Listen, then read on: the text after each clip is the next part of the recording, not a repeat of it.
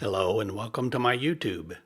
In this YouTube, I'm going to demonstrate the settings for a fiddle on a Yamaha E463 keyboard. Isn't a fiddle just another name for a violin? Many people would argue yes, but there could be some slight differences between a fiddle and a violin. My daughter was a concert violinist, so I know a little bit about violins, having grown up with a daughter who played one. So what are the possible slight differences between a fiddle player's fiddle and a violin player's violin? Some fiddle players flatten the curve of the bridge to make double stops easier. Double stops is when you play two strings at the same time. Or they cut the bridge lower for easier action. Since a flatter bridge decreases the angle between the strings, this makes it easier for fiddle players to play two or more notes at the same time for the fast nature of fiddle music. So these bridges are usually hand carved to begin with, so they'll cut it down to make it easier to quickly play the notes. A classical violin player will typically use gut or synthetic core strings, while fiddle players usually use steel strings due to their sharper sound. So you could take a violin, and depending upon what kind of strings you put on it, it's going to sound different. By and large, fiddling is simply a different form of playing. Classical violinists, like my daughter, adhered strictly to written music, while fiddles follow a more free-form play style.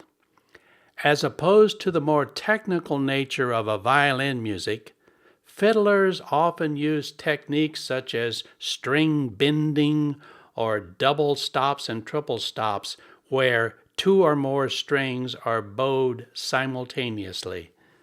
So for most people, the difference between a violin and a fiddle is just the way you play it and the kind of music you're playing.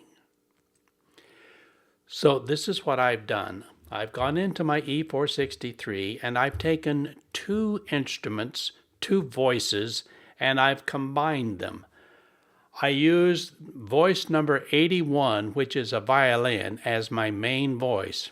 But then I set up a dual voice, which was voice number 82, a cello. And I made the violin slightly louder. They both are at 0 octave. There's a little more reverb in the cello, and there's a little more chorus in the cello.